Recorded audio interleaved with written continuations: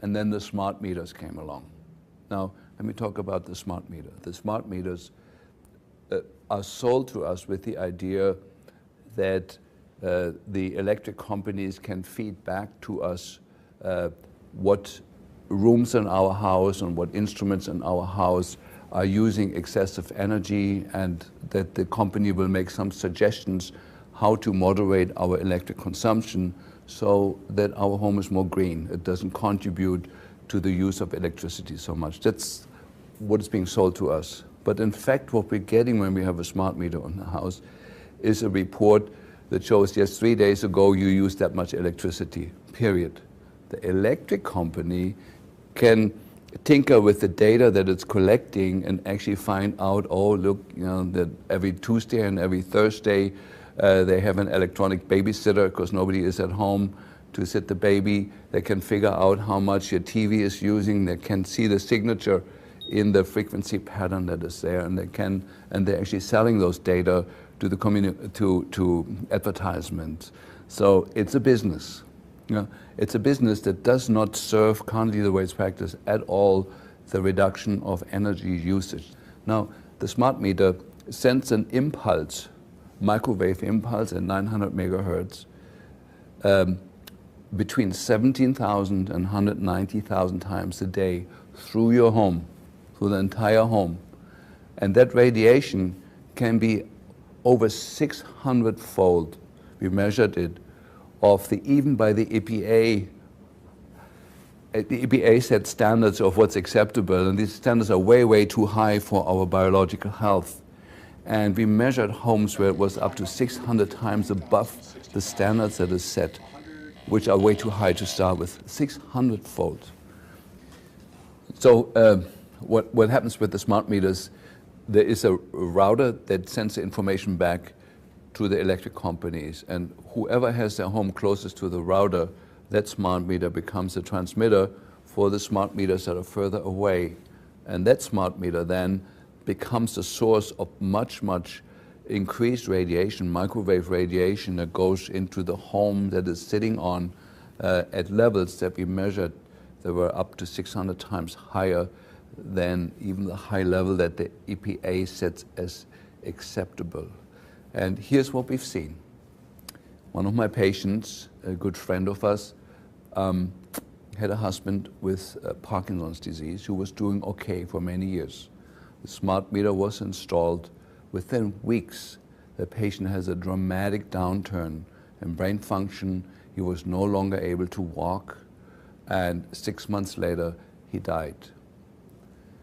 My patient, who had recovered from Lyme disease 10 years ago and was in very stable, good health, the moment the smart meter was installed, her health went down, and she can no longer sleep any night. She has a constant feeling of vibration in the body. She feels like she's losing her mind, and she had to evacuate her home to save her life. She moved back in with family members. She has a beautiful home here in Mercer Island in Seattle, in the richest, wealthiest area, in a home that she can no longer live since the smart meter is there. Now we're trying, me as a physician, I try to explain to the electric company that, that they're destroying the health of the patient. The electric company, of course, tells us, well, there is no laws overseeing the electric company, is completely given free rein.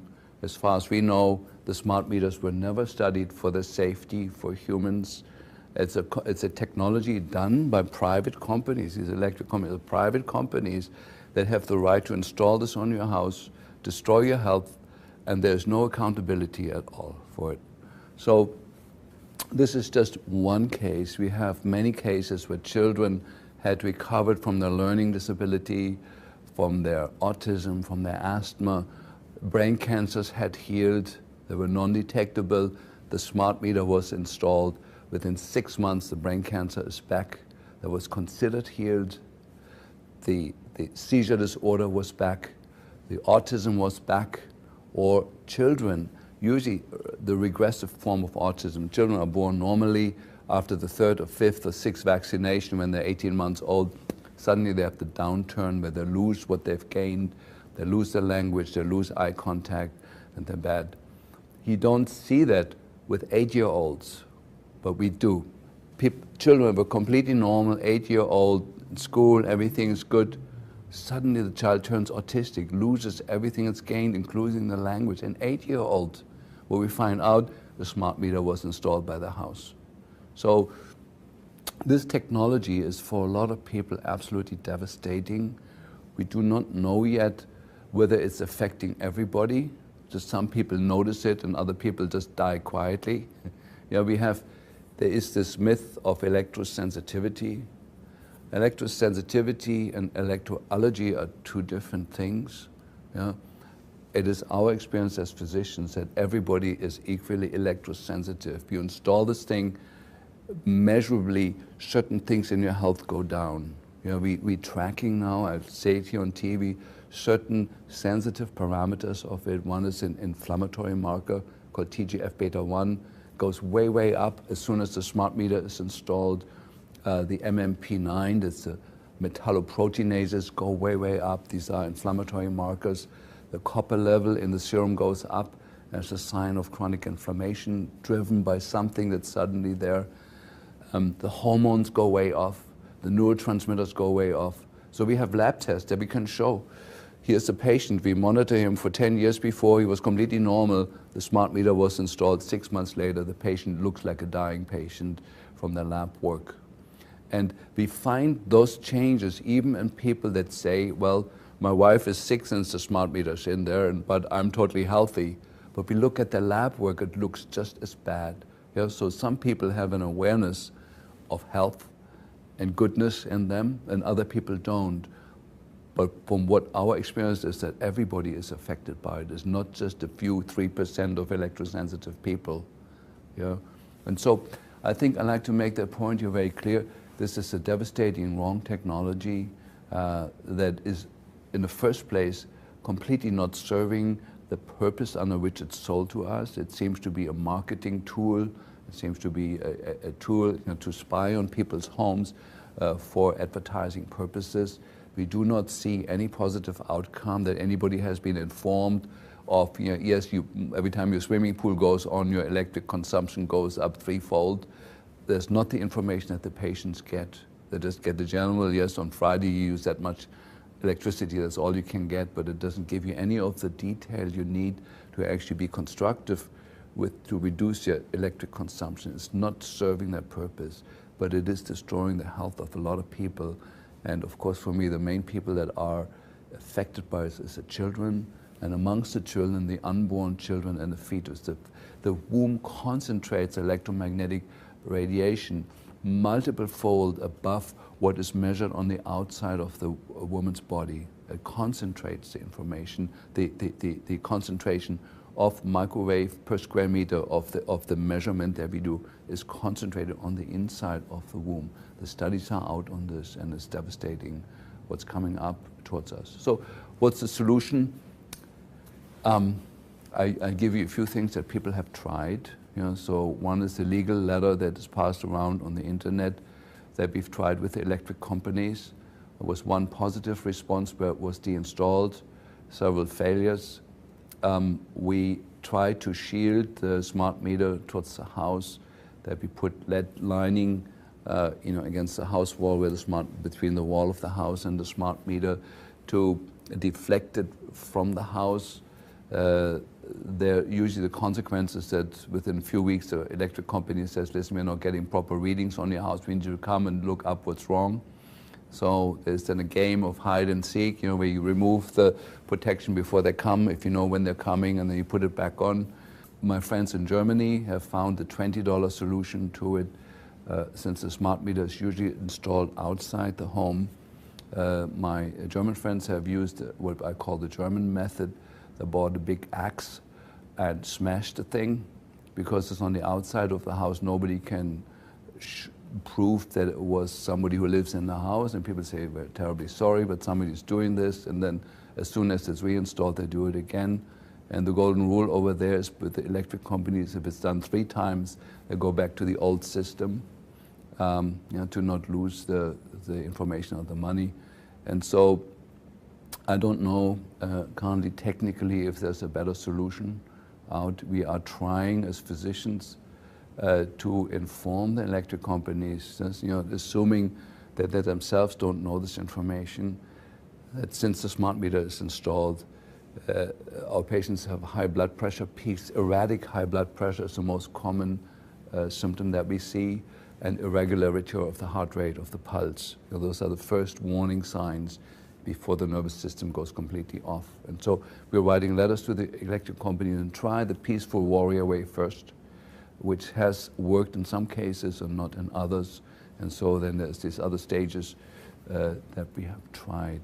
And I like to say, maybe as a conclusion to what I'm saying, I would say about 80% of health problems that we see now are caused or contributed to by the exposure to man-made electromagnetic fields that have never been studied for their safety. In fact, all the studies that were done, that were correctly done, show they're not safe. There is frequency bands in the electromagnetic spectrum that could be used in intelligent ways without harming us. There was a beautiful technology out called fiber optics, which was absolutely beautiful and clean and would have done everything that we need the communications industry to achieve. In Western country, it was a beautiful, perfect technology that is now sort of being made redundant with a technology that's devastating to the human health, which I don't understand. We had something good and we replace it with something far worse. We see the same phenomenon worldwide in the Western world, but also now in the Eastern world, where cell phone towers are erected every day. We see the same health problems originating in people. We know cancer rates are going up.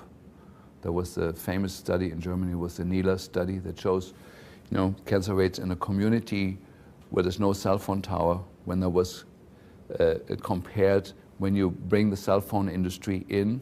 For 5 years, there's no increased cancer rates, and after 5 years, it goes up, and after 10 years, it's about fourfold, and that has now been confirmed by various other studies.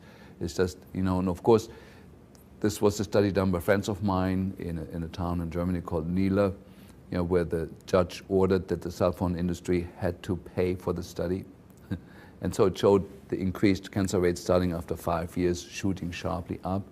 And then, of course, the German government asked the cell phone industry what you want to do about that. And the cell phone industry in Europe said, well, we need to do more studies. And guess how long they did their studies for? For 4 years. They did 10 studies, paid for by the German government for 4 years, and showed no increase in cancer rates in 4 years. Well, we knew that before they did that there was no increase in cancer rates for 4 years. But we don't live just for 4 years. Some of us live even up to 40 or 50, maybe even 80. And so it's a sad story of our time. My parents had the Second World War and Adolf Hitler to deal with. We have this issue as the big issue of our time.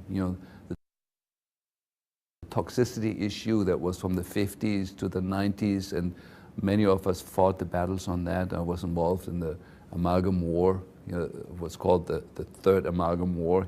Trying to get mercury fillings out of the teeth of people. We were largely successful on those fronts, but sneaking up on us was the communications industry, using wavelengths and using methods that are unnecessary, unhealthy, dangerous, and are simply driven by greed. They're not driven by any intelligence. And we can have, everybody can have their computer and they can have their cell phone, and there is safe ways of doing that, but it's not what we're doing currently.